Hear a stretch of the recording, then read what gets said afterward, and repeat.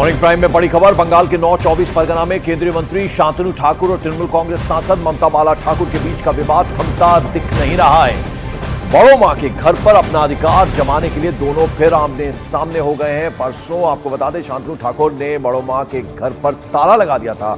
कल ममता बाला ठाकुर ने पुलिस की मदद से घर का ताला खुलवा दिया और घर में कुछ कागजात लेने भी घुस गई। इसके बाद उन्होंने फिर से घर पर ताला लगा दिया।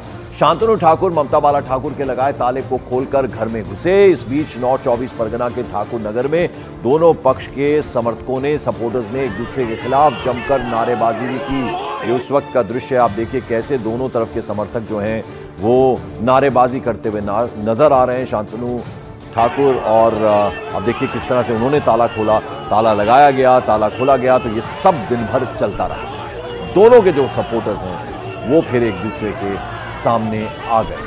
ममता बाला ठाकुर और शांतनु ठाकुर दोनों के सपोर्टर्स को आप देख रहे हैं नारेबाजी करते हुए नजर आ रहे हैं। हमारे साथ आशिका लगातार बनी हुई है। आशिका, ये मामला अब थमता हुआ नजर नहीं आ रहा है।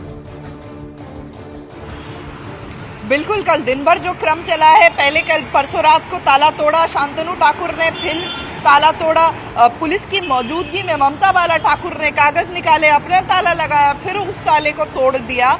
एक बार फिर शांतनु ठाकुर ने अंदर गए। अभी दरवाजे पर शांतनु ठाकुर का ही ताला लटका हुआ है। फिलहाल पुलिस ने उनके ऊपर एफआईआर भी दर्ज कर ली है, क्योंकि ममता बाला ठाकुर ने उनके खिलाफ शिकायत दर्ज कराई थी। तो मामला तूल पकड़ता नजर आ रहा है और आने वाले दिन में भी, क्योंकि चुनाव सामने है, एंड चुनाव के सामने ये मथुआ समुदाय के बीच कह सकते हैं कि विरासत की लड़ाई भी चल रही है। आशिका, जरा बताइए दोनों अब कह क्या रहे हैं, अगर दोनों की बात सुनी जाए? देखिए, ममता बाला ठाकुर का ये कहना था कि मैं विधवा हूँ, महिला हूँ, बच्चों को लेकर के कहाँ जाऊंगी, और शांतनु ठाकुर का ये कहना था कि वो घर जो है वो बड़ो माँ का घर है, यानी कि उनके दादा दादी का भी घर है, तो उस पर उनका भी अधिकार है और वो अपने घर का जो अपना हिस्सा है वहां पर घुस रहे हैं, वहां पर पहुंचे हैं, तो इससे किसी को ऐतराज नहीं होना चाहिए। उनका ये कहना था कि हम अपने हिस्से में रहेंगे, ममता बाला ठाकुर अपने हिस्से में रहें।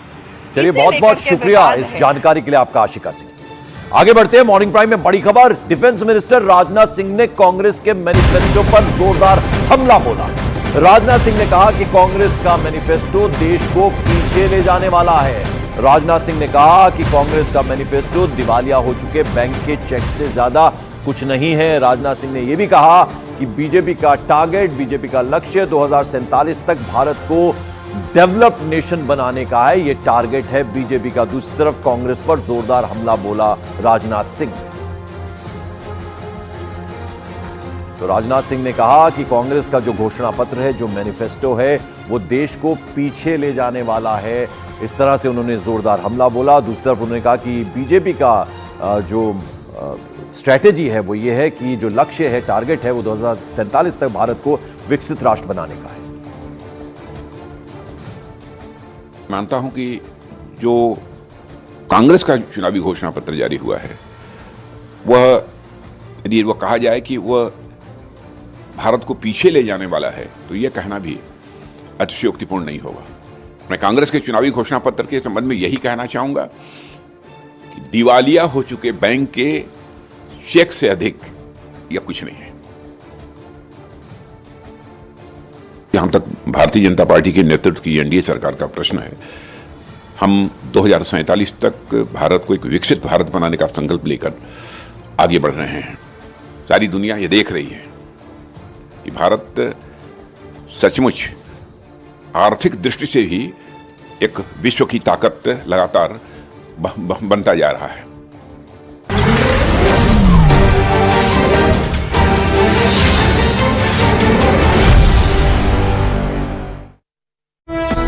चुनाव से पहले बीजेपी को हरियाणा में लगा झटका। पूर्व केंद्रीय मंत्री चौधरी वीरेंद्र सिंह ने बीजेपी से इस्तीफा दिया, आज कांग्रेस में शामिल हो सकते हैं।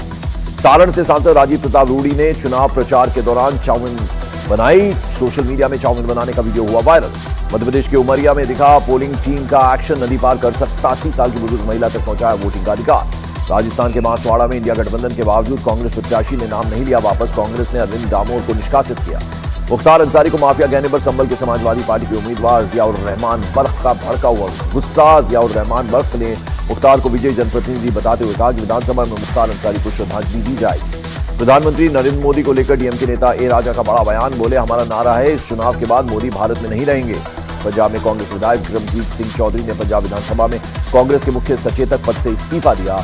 जालंधर लोकसभा सीट से पूर्व सीएम चरणजीत सिंह चन्नी की उम्मीदवारी का कर रहे थे विरोध। उत्तर प्रदेश की मुजफ्फरनगर लोकसभा सीट से समाजवादी पार्टी के प्रत्याशी हरेंद्र मलिक का बयान सोशल मीडिया पर वायरल, कहा कब्जे की जमीन पर कभी मस्जिद नहीं बनाई और अधूरे मंदिर में मूर्ति स्थापित नहीं की जाती। मुख्तार अंसारी की बेटी की याचिका पर सुप्रीम कोर्ट में होगी सुनवाई। अब्बास अंसारी ने अदालत में याचिका दायर कर अपने पिता के अंतिम संस्कार में हिस्सा लेने की मांगी थी अनुमति। दिल्ली शराब नीति मामले में गिरफ्तार बीआरएस नेता के कविता की राउज एवेन्यू कोर्ट में होगी पेशी। के कविता की न्यायिक हिरासत खत्म होने के बाद पेशी होगी। दिल्ली वक्फ बोर्ड से जुड़े मनी लॉन्ड्रिंग मामले में ईडी के समन पर पेश नहीं होने पर बढ़ी आप विधायक अमानतुल्लाह खान की मुश्किलें, शिकायत दर्ज कराने के मामले में राउज एवेन्यू कोर्ट सुनाएगा फैसला। दिल्ली के मुख्यमंत्री अरविंद केजरीवाल द्वारा जेल में 5 लीगल मुलाकात की मांग वाली याचिका पर राउज एवेन्यू कोर्ट आज सुनाएगा फैसला। हरियाणा जेजेपी के अध्यक्ष निशान सिंह ने पार्टी से दिया इस्तीफा।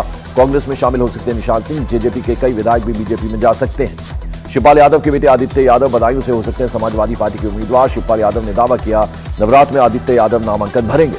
मध्य प्रदेश की सीधी लोकसभा सीट से उम्मीदवार का दिखा अनोखा प्रचार।